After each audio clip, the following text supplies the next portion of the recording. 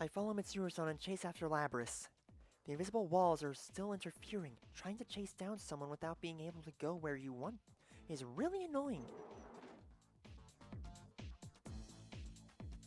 We're eventually led to one of the empty classrooms, and Mitsuru-san's face gets gloomy. Another one of those invisible walls. Mitsuru-san reaches towards the other exit to test it out, and knocks on thin air. Does that mean? I reach towards the door we just passed through. Another invisible wall. I can see outside, but we can't leave. Oh no, does this mean... Ugh, the tournament rules are still in effect, it seems. She plans to make us fight each other. I should have seen this coming. Mitsuru-san draws the thin sword on her waist and says, well, it looks like this can't be helped. Don't tell me, do I have to fight against Mitsuru-san now? Even though her sword is pointed at me, I can't take up a defensive stance either. Seeing me like that, Mitsuru-san furrows her brow. She's turned completely cold, unlike a moment ago. If she's trying to buy time, that means the situation can still get worse. We don't have much time. Let's settle this. Mitsuru-san! Is that as far as you're willing to go? Wasn't there something you wanted to protect? What I want to protect? That's right. I made the decision to come with her because I wanted to save Miss President. No, Labrys. But to fight against someone I just met for no reason? Mitsuru-san must have sensed my lack of determination, because her expression becomes even more stern. Let me clear up any misunderstanding you may harbor. All responsibilities regarding Labrys devolve to me. I respect her feelings, but I can't allow people's lives to be put at risk. If all else fails, destroying her is also an option. Destroying her? If your desire to protect her is real, you can prove it by beating me. But if you won't fight, then keep trembling where you are, and I'll settle this very quickly indeed. She's not saying this as a threat. Mitsuru-san's expression is truly serious. If it comes down to it, this person really has the resolve to destroy Labrys? Then I need to make up my mind too. I must resolve to fight, to protect her. I'll fight. Whatever I think, if only one of us can move on, it should be whoever's stronger. Now that's what I was hoping to hear. Of course, whether or not you can best me is another matter. I sense a strong power from Mitsuru-san's persona, but I don't want to lose. I'm fighting for Labrys. Alright, fire versus ice again! Let's go! Except Mitsuru, I will say, technically is like the stronger ice user compared to Chie. But Chie is a stronger physical one, because if I remember correctly, Mitsuru does not have any, yeah, she doesn't get any sort of physical attack, at least that I know of. I don't know, I still haven't gotten as far into Persona 3 yet. Well, I mean, I have and everything, even like over halfway through-ish in the game so far. Oh, good lord, please, no, Mitsuru. Yeah, this is actually the first time we're fighting, I just realized that. But, yeah. Raise speed! Cherry Blossom Storm!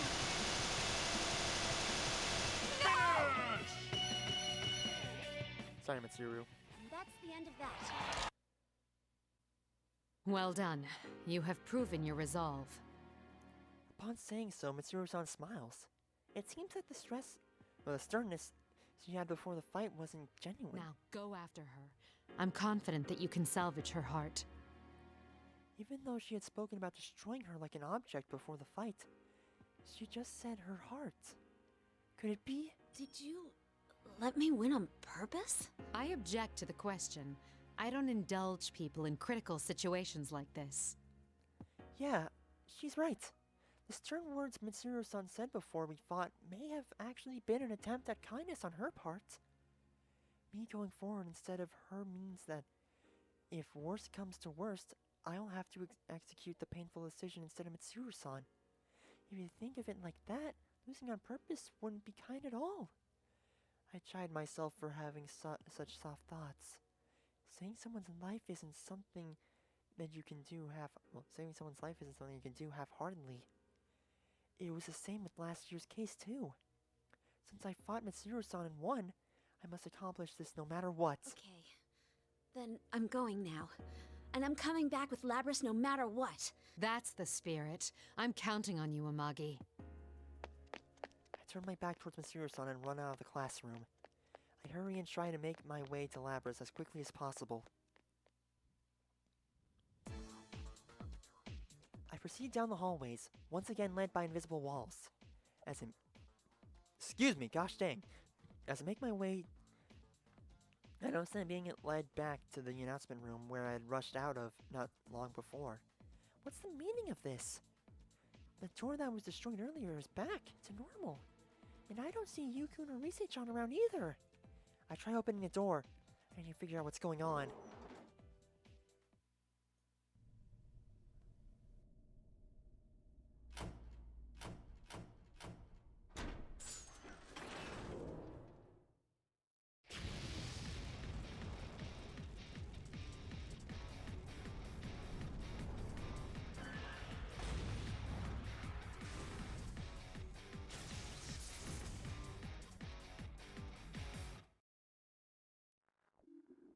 What's going on?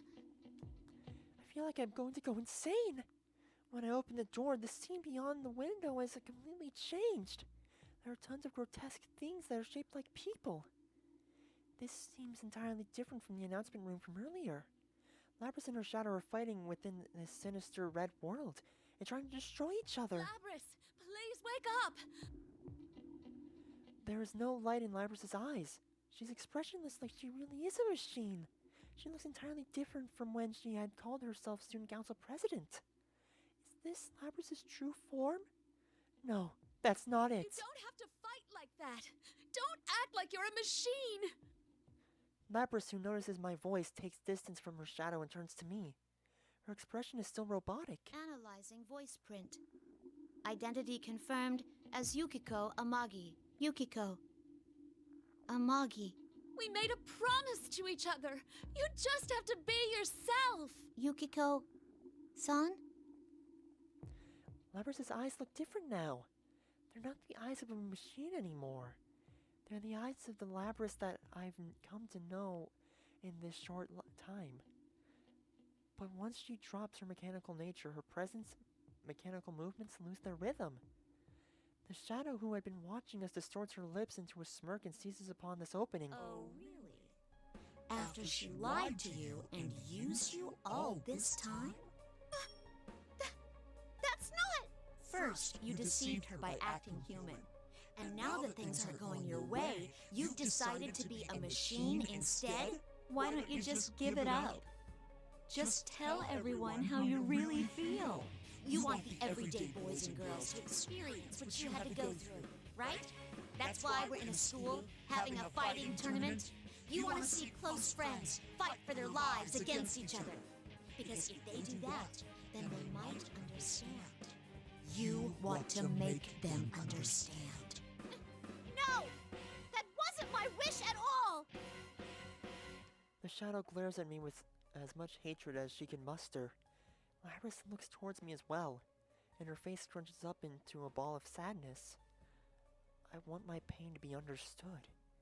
The shadow made us fight, but made his friends fight against each other in this TV world because Labrys wished for it to happen. Does that mean Labrys was forced to fight against those who were close to her too? Just because she's a weapon? I don't think I can ever truly say that I understand how she feels. But It's all right. I don't know what happened to you in the past. But whatever it was, it doesn't define you. I understand that much at least. Understand? What could you possibly understand? All you got is some cheap, self-righteous pity. That's not true. it's not cheap. I know. I've seen Labrys' kind expressions. How Labrys is no different from an ordinary girl. Please stop! I've had enough! My words still don't reach Labrys. The shadow ridicules Labrys, who is still trembling and cannot move. Then let me take over from here. I'll destroy everyone who pretends to understand, just like you did before. Stop! Upon hearing Labrys' voice, the shadow's face contorts into glee. That's when I finally figured it out. No, that's not right. I didn't figure it out. I remembered. I should have realized it much sooner. a shadow's true objective. That's... No! You're not me! She said it! Oh gosh dang it. Yes, that's right. I'm myself. I'm not you anymore.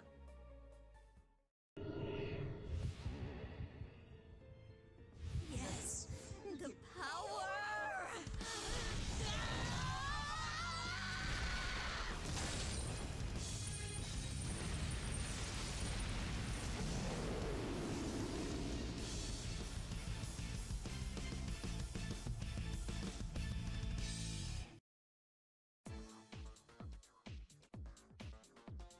A shadow goes berserk and gains power after it's denied by its owner. I knew that, and I didn't stop it from happening. I stepped between Labrys and the shadow, who has changed into an ominous form. I couldn't stop her shadow from going berserk, but still not too late. Excuse me. What? You're still gonna stand in my way? Fine! I'll crush you along with the real one! The same thing happened to me too. I am only here right now because Yukiko and the others saved me when I rejected my own weakness. And just like then, someone needs to step in and save someone else. This time, it's my turn to save Labrys. You know, it's kind of refreshing not having to fight standard Labrys. Because, well, you know, I just feel like usually with like Chie and Yosuke's stories, having to fight like normal Labrys without a persona or anything, or before other story stuff happens, it kinda was a little bit filler-ish, you know what I mean? But like with this fight, it feels more natural, you know? Well, just fighting the shadow itself just feels, you know, natural and everything. And let's just, oh goodness, just trying to, let's just finish off normally because I would like to. Oh, please no, please back off. Ow. Okay, there we go. She's done.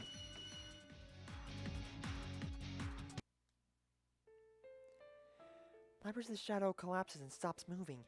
Thank goodness. It seems that I managed to win. All that's left is for Labrys to accept her shadow, and it should put an end to everything. But the weight of the past Labrys is harboring isn't a normal thing. When anyone goes through tough times, the wish that normal people would experience their pain arises in everyone's mind at one point or another. But the pain from her past comes from her being forced to kill her friends. It's incomparable to the problems I needed to face last year. If I was forced to hurt Chie until she died, I think I'd go insane in a snap. I wonder if she'll be okay. Labrys. I call to Labrys while my heart is pounding.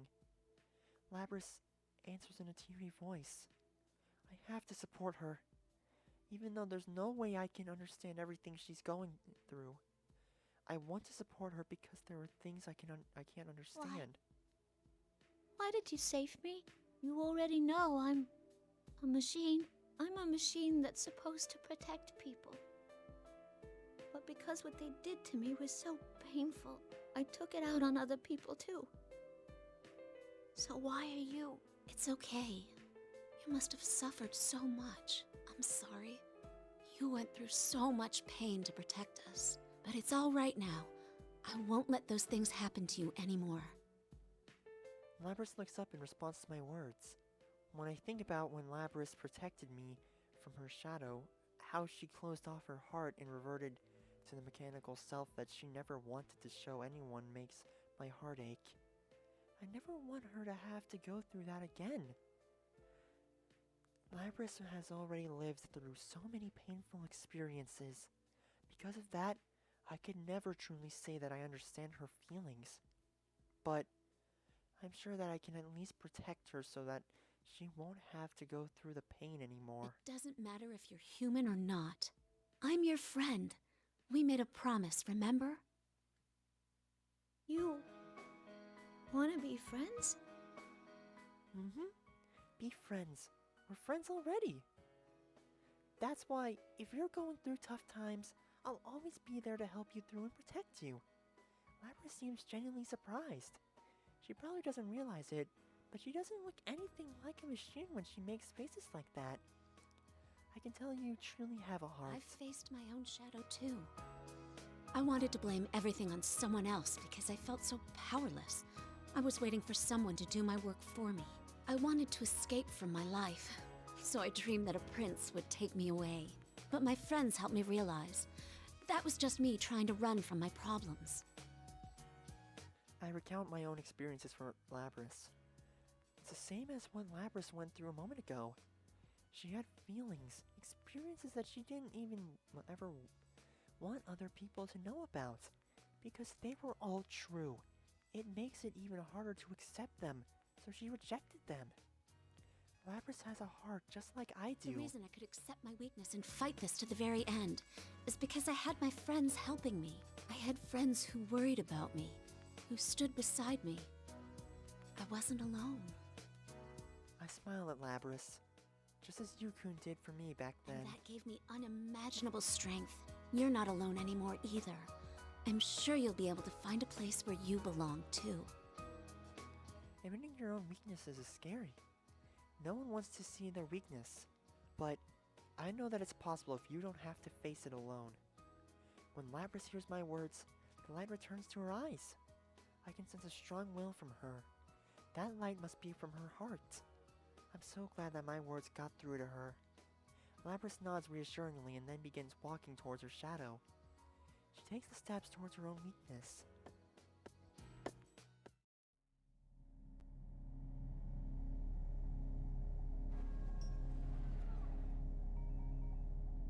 I'm sorry I ignored you all this time. I was the one who left you all alone.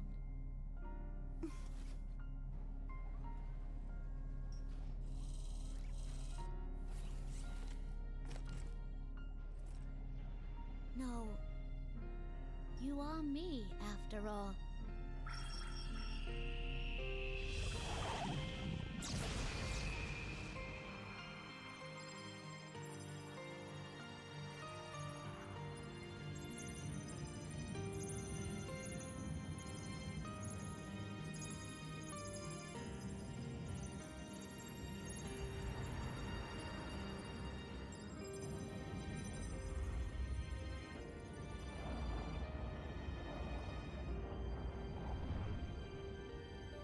This is my persona. Risi-chan contacted us soon after. She must have detected the shadow's presence disappeared, and we were able to join up with each other. The invisible walls and the tournament's rules both seemed to have stopped once Labrys accepted her own shadow. As Risi-chan uses her persona to contact everyone and tell them that everything's been solved, some of us were surprised to discover that Kanji-kun was here, as well as Naoto-kun, who wasn't even supposed to be in Inaba today. Risi-chan tells everyone to meet up on the rooftop.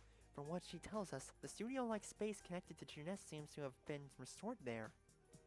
The four of us immediately begin to head towards the entrance, but Labrys stops. When I ask what's wrong, she responds anxiously. Hey, can I really come with you? Seems like I'd just be a nuisance. Huh? What do you mean, a nuisance? Well, you know, I'm a machine. There'd be all sorts of problems. There would? What does she mean by problems?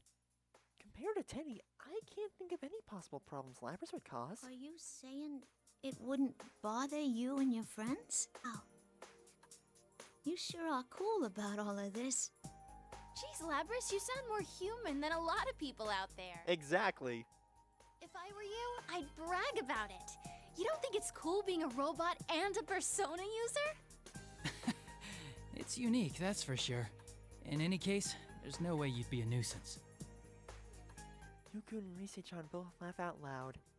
I can't help but giggle along with them. Considering our circumstances, there's nothing all that weird about Labrys. She's now a good friend of ours, no different from anyone else here. Hey, there they are! Welcome back! Yukiko! You really outdid yourself this time! When we reached the entrance area, Yosuke-kun and Chie called to me at once. They've been worried about me ever since I fought against them. Teddy notices that Labrys is with me and immediately dashes over with glee. Are you okay, Miss President? I was so worried about you. Huh? Those hands and legs, are they accessories? You're so meta-luring. I can scarcely believe my eyes. The Kirijo group's humanoid weapons actually exist. Nato-kun seems to know a bit about her already, but yeah, considering that everyone is here, I think now is a good opportunity to introduce her. I tell everyone everything that happened with Labrys, with some help from Yukun's supplemental comments. After I finish talking, silence washes over the rooftop. Labrys had fallen silent too, and looks nervous. Kanji-kun was the first to speak. I don't really get what's going on, but everything worked out, yeah? So I'm glad everyone's all right. What's with the jumping to conclusions? You're one of the things that got us into this mess, you know. Well, that was anyone could have done that. Actually, are you feeling okay? You're not tired or... Oh, what am I saying? Of course you're tired. Huh? No, I'm fine. Isn't there something wrong with this picture? Shouldn't you guys be pissed at me and all? Huh? What would we be mad about? Nah, don't worry about it. We're cool. Pretty much all of us have caused trouble for each other because of our shadows. Yeah, especially Kanji-kun. Don't remind me. Me? That's not fair. I never saw your guys' shadows, you know. Naoto's was pretty crazy, at least. Don't drag me into this. I mean, after the epithet given to Kanji-kun, I imagine that his shadow must have been far, far worse than mine. Especially in the anime. Oh gosh. Hell no! Labrys blinks in surprise after seeing the group's usual friendly pace. See? I told you that there wouldn't be any problems. When I say that to her, Labrys quietly replies back, "Man, you were right." And then... Well done, Amagi. I had every confidence that you could do this. I hear a voice behind me. When I turn around, I see Mitsuru-san and two other people. Who are they? Were they in here looking for Labrys too? Like Mitsuru-san, they both have weird outfits. And that person... It's nice to meet you all. My name is Aigis. Thank you very much for saving my sister. That girl with the body similar to the Labrys seems to have noticed me looking at her and addressed me. Does she mean Labrys? Then that means... Excuse me, but are you also... Yes, I too am a robot. She's kind of a later version of what Labrys was built for. Oh, I'm Akihiko Sanada. Sorry for all the trouble.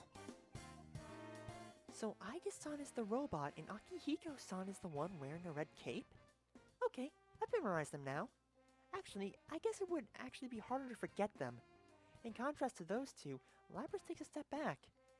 Her expression is tense. Is she nervous? Of course she is. They came in here looking for her after all. Oh yeah, I didn't introduce everyone to Mitsuru-san and her friends. While I'm still flustered, Yukun and Risei-chan officially introduce them to everyone else. And afterwards, Mitsuru-san explained the circumstances of how they ended up here.